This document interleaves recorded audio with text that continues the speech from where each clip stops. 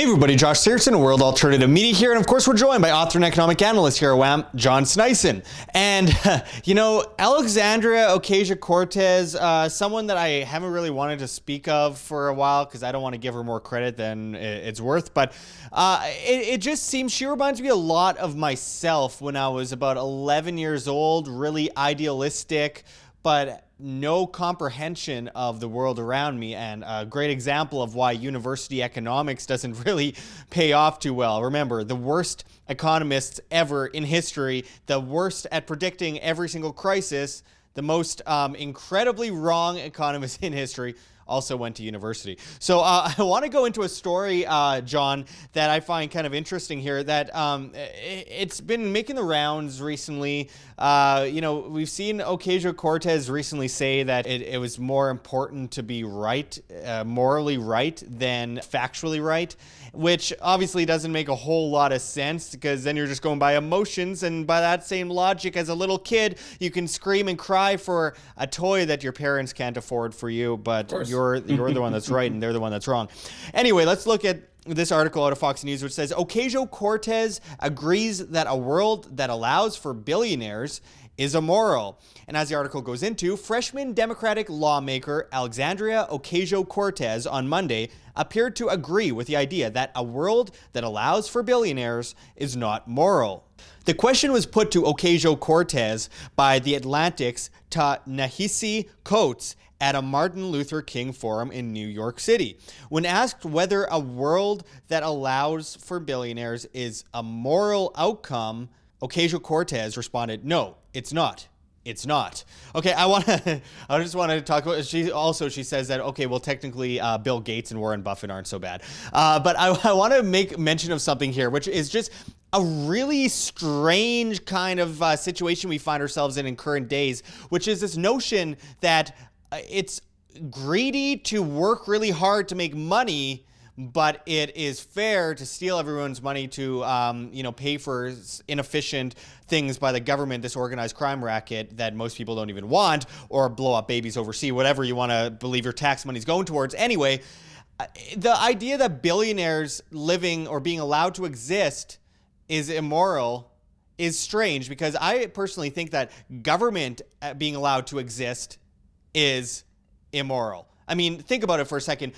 We have this entity that takes our money, steals it, coats the pockets of people like Ocasio-Cortez, who most people don't actually like, and at the same time goes to paying off the interest on the debt, goes to blowing up places overseas. The vast majority of taxes go to the military-industrial complex and the debt, and the interest on the debt, I should add. So I just think it's such a crazy, flipped-ass backwards kind of society that we live in, where it's unfair for people to work hard for their own money and pay millions or thousands of millions of employees, but it is totally right to steal everyone's money for things that we don't want. Anyway, my point is, look, I understand, folks, that there's a huge problem with billionaires in this world. There's no doubt there's a lot of really bad billionaires out there, but let's remember that the government creates massive monopolies and perpetuates it with regulations, taxation, this notion that, like, subsidies, and I'm not talking about tax breaks. Tax breaks aren't subsidies. That's just not being stolen from as much. I'm talking about real subsidies and, different policies that incorporate different corporations into them. These major corporations are propped up into massive monopoly sizes because of the government. You cannot compete as a small business against these massive corporations when you're paying this massive amount of taxation, the massive amount of regulations and red tape you have to get around. It's just not an equal ground for individuals working hard to, compete and create great new innovations and produce great things and employ more people and pay people more, which, by the way, the whole wage thing comes down to also inflation, the central bank, again, legal tender laws, goes to the government. So which one is really immoral? People working really hard to become a billionaire, which, by the way, a billionaire won't be that much in the future with the way inflation's going, or, government stealing people's money and, coating their pockets. John, what do you think about this story and this massive socialist belief of stealing people's money is fair, but making money, individually is unfair.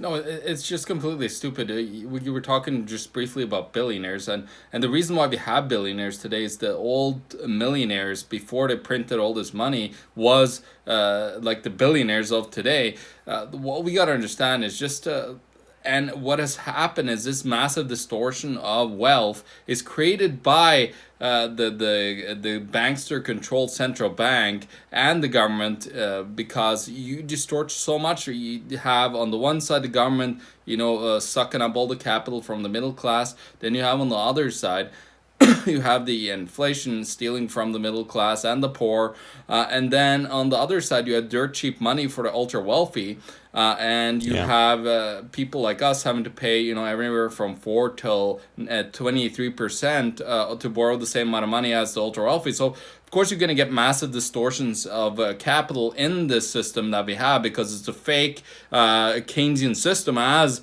a lot of these Marxist professors at these universities are promoting. By the way, they're promoting a system that is creating this huge distortion that they are so mad at in the first place. It's just completely stupid, that portion of it. Now, of course, when it comes to all the other stuff in the economy, look at the high. She was talking about just recently about 70% max, high income tax. Well, look at how great that worked, for example, for England, where you had 95% top tax. All the people that had a little bit of money that was productive, they left the country, including the auto industry, including the motorcycle industry. So all of that was eviscerated by this belief that we have to tax the people that are productive. And also this incremental taxation.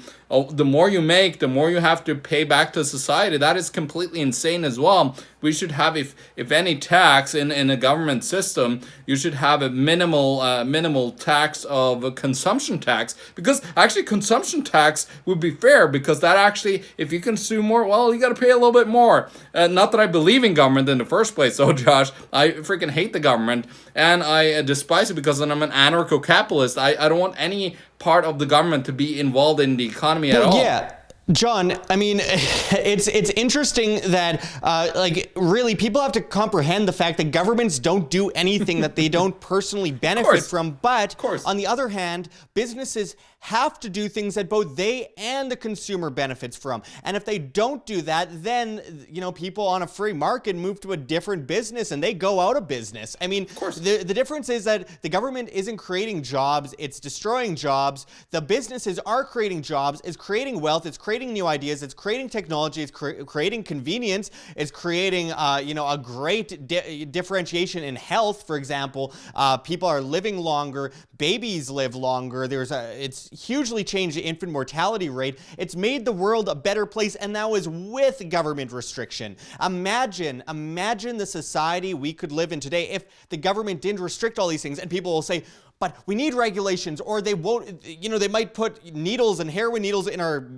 kids' breakfast cereal. Folks, during this government shutdown, I think we've already seen quite the opposite. I mean, most food, I think 80% of food isn't being checked by the FDA right now. And you know what? Everybody's dead, Josh. Businesses aren't putting stuff in their food. I mean, government, the biggest murderer of all time, government, the biggest thief, government, the biggest kidnapper, government, the biggest polluter, isn't going to stop people from killing, isn't going to stop people from stealing, isn't going to stop people from polluting, isn't going to stop people from kidnapping. Folks, we have to, as individuals, look to ourselves, protect our freedoms as individuals, and look at the free market to innovate, create peace on earth. Capitalism isn't what you think it is. You are confusing it with corporatism. Corporatism is this horrible complex of government and major corporations propping up these major corporations. It's pure fascism. Yeah, it's pure fascism, Josh.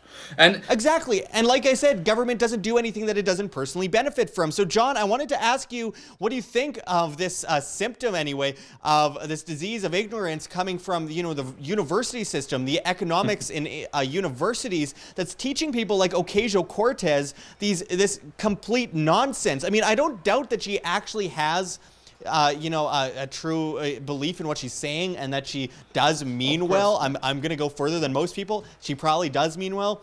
But, I mean, she's learning this complete garbage from university. So what do you think? Well, she has zero understanding of money and economics and how it works. If she actually was understanding of this, she wouldn't talk about a 70% tax on the wealthy. She would actually talk about how we can take away the monetary system and the corrupt banksters and take away the government, because the government is being used to corrupt the whole system. You're talking about, people are getting killed from food and so on. Like, think about the FDA approved back in the day, they approved Monsanto's glyphosate and all these things that are killing people. Look at all the diabetes. Look at how sick people are now. After you have, the bigger the government gets, the more sicker the people get. Isn't that very interesting? John, imagine for a second that a free market business did those things and caused babies to be born with shorter arms and stuff. Yeah, they'd be out of business immediately. Yeah, exactly. And what, I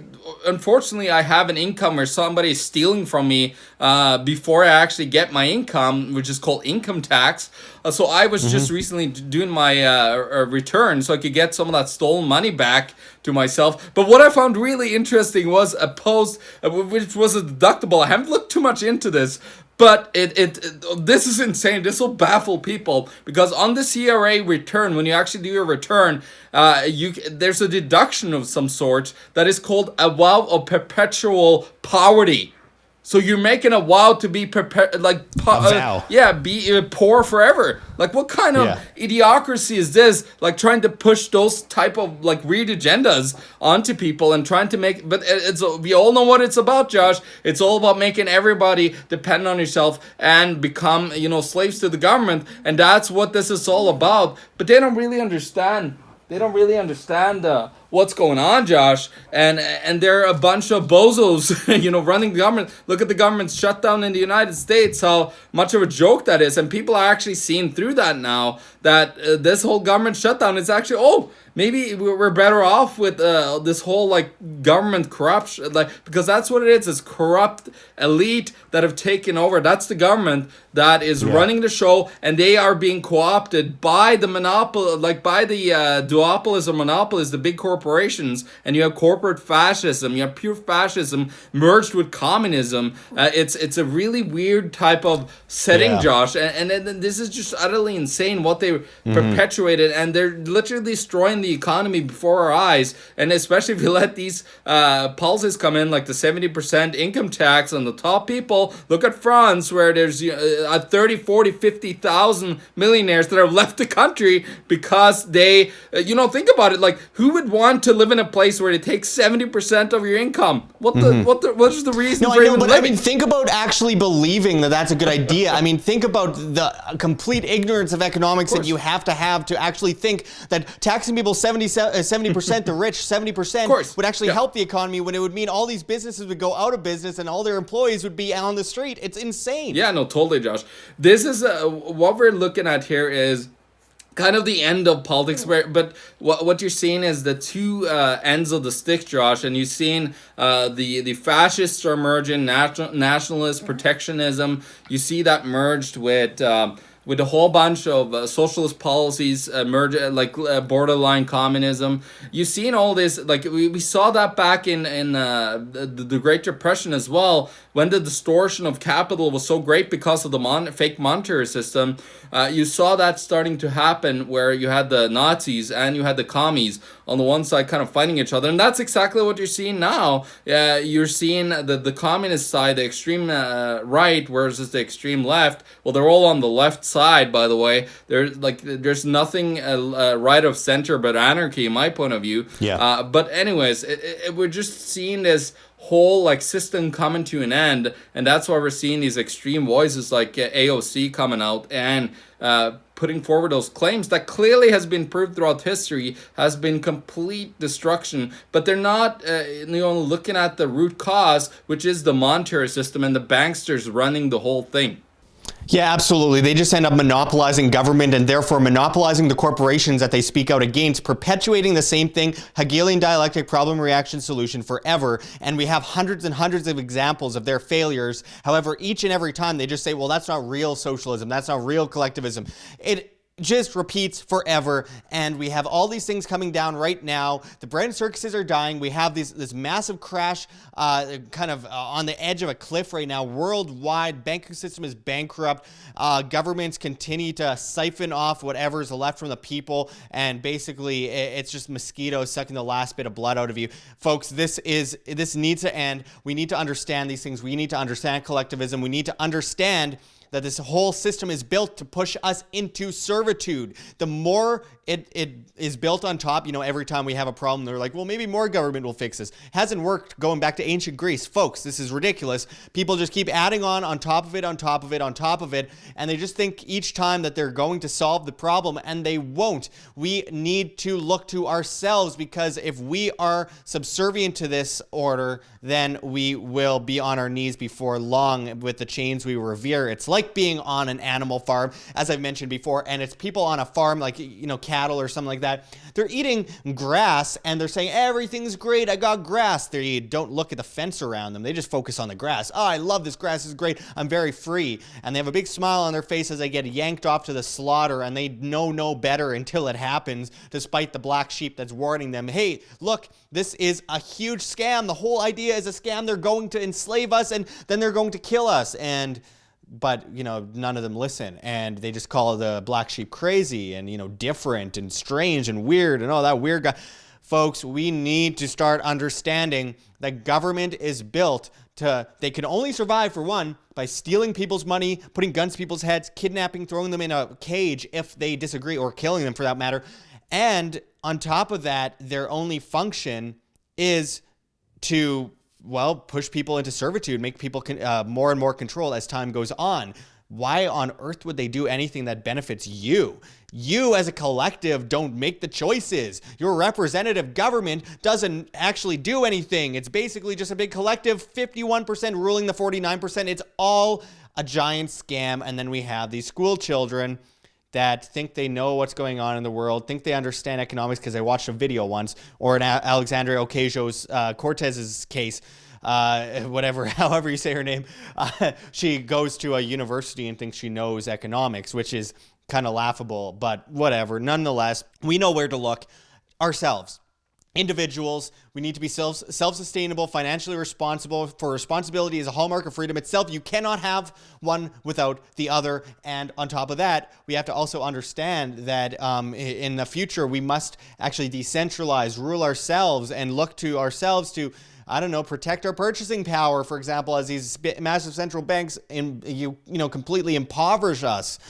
Folks, let's move forward with this as individuals and stop looking to these giant collectives that created the problem to solve the problem. Now, anyway, I'm gonna mention, yes, I'm back in Las Vegas here. I got my bookshelf behind me here. It looks very good. New set that I'm kind of setting up here, but most of my books are still being shipped out from Canada, so I look like I only have a few books. So I had to make mention of that before we end this video, because I'm still kind of setting it up. I got a bunch of stuff being shipped out, and we're going to set up a nice looking Wham set here in Las Vegas, and hopefully we can get it kind of move ourselves up a little bit, little by little. That's my whole plan, and hopefully you guys like it. Let me know below. John, as we've talked about in recent times, we got this affiliate with Mike Maloney, which is awesome. Mike Maloney, gold, silver, he's one of the best. And he talks about cryptos and gold and silver. He doesn't, he doesn't basically attack one while supporting the other like so many people do. He understands that there is diversification here of a person's portfolio in the protection of themselves in the case of a crash, which he knows is inevitable, and he's studied history and talked about that. We have an affiliate link, which I'm very proud of, below. John, Mike Maloney is a huge name. He's done incredible work over the years. As we close this off, let's talk a little bit about this. Yeah, well, he's the reason why I'm here in the first place, and it's all about financial education. Of course, Mike and his team over there at Gold Silver are amazing people at educating the population, and they've been doing this forever. They've been out there, Mike Maloney since 2002 when he put out his book initially, Investing in Gold and Silver. So they know a lot about this, and it's all about educating yourself. And with that too, I would say, check out my books, Alexandria AOC. Yeah, I forgot her name, but go and read a book on what's happening with monetary history and how you're basically repeating itself because you have no clue what's going on with money and economics. You look at countries, the biggest, most socialist countries around the world, they have the highest private debt in the world, which is, is that an interesting coincidence? How when you tax people to death, they actually try to find the money somewhere to survive because they don't have it anymore. So they go to debt, and that is another, killer. And that's why you're seeing the Yellow Vest movement and everybody else. They just don't understand that the actual monetary system and the banks are actually, some Yellow Vests are starting to see it. I saw some pictures of people starting to take out their money in France. I forgot where it was. Somebody sent it to me. So somebody's starting to get it that, our enemy is the banksters and the I saw someone chainsawing an ATM machine as well. Yeah. It's great. Moving, start using crypto over there in France, just circumvent the whole system and we'll be winning a lot faster than we are today. But the problem is you're still under this belief that the government has to be the solution where it actually is the problem. So just go out and educate yourself, pick up my books, The End of Freedom, How Our Monetary System Enslaves Us. You'll get a rundown of what's happening. Or if you want to see how a case study of an economy, which is Canada, the greatest economy in the world, ? You'll actually get to understand what's happening and go and pick up books like Rich Dad Poor Dad, just books that will educate you, that is very basic, that is not full of academic language, because that could be really hard unless you actually been reading up on this for 3 to 4 years before you really start understanding it. But go and get yourself educated. Start sharing this information with a lot more people, because we are getting close to the end here, the end game, which is the failure of these currencies. And with that, we're gonna be on the short end of the stick if we don't understand what is going on, because they're just gonna implement another system. If it's global or if it's local, doesn't matter. You would still be enslaved. So you need to free yourself. You need to get out of the grid, as we call it, and become a free human being and an individual in society instead of a collective that believes we gotta tax people or do this and that because they're more productive. That's bull. Yeah, absolutely. So, as per usual, when you got to start off slow, like you mentioned, John. You don't start a marathon and end up at the end, a finish line. You got to actually run the race. So that's really important. And of course, look at places like Venezuela and Argentina, for example, most notably Venezuela, where they are just denying the government. It's a free market revolution kind of happening that no one's talking about, where people are using cryptocurrency, decentralized cryptocurrency like Dash, at stores everywhere, and no matter what the government says, they're like, I don't really care what you say. You can push this on me, regulate this, tax me there. It's not gonna work. You can't force us. We are our own people, and we've had enough of you guys, and we're gonna do whatever we want. Could it be that the Venezuelan government will be replaced by no government but the self-governance of the populace and the competing currency system? We gotta hope in the age of information that this might finally actually happen. But anyway, thanks for going into this with us, John. We'll be back at you with a lot more here at WHAM. Until next time, this is Josh Sigurdson and John Sneisen signing out from World Alternative Media. Find the truth. Be the change. Like what you see here at WHAM? Don't forget to check the links below. GoFundMe, Patreon. We can't do it without you. Any donation is very much appreciated, especially as we are so vastly demonetized and censored on YouTube, as these guys come in and flag all of our content as hate speech. Also, check out our Bitcoin address below, as well as on the screen for you to scan if you please. And also check us out at steemit.com. We're at Josh Sigurdson. It's a future of social media where you get paid in the upvote of your post in cryptocurrency, Steem that is. So make sure to check us out there. Make sure to join us at Anarchapulco 2019 with people like Ron Paul, G. Edward Griffin, of course, Jeff Berwick, Vid Jedlicka. So many incredible speakers are going to be speaking. It's just a massively growing event. It is something you have to see to believe. So make sure to check it out below and save money on your tickets by using promo code WHAM, that's WAM, and I hope to see you there. Also, check out our newsletter, as we are getting demonetized and censored and all that. We don't know what comes next, so we have an email, worldalternativemedia@gmail.com. Send us an email with subject line YES, YES, and we will include you in the newsletter, where we will continuously keep you updated. So until next time, thanks for watching, everyone. This is Josh Sigurdson signing out from World Alternative Media. Find the truth, be the change.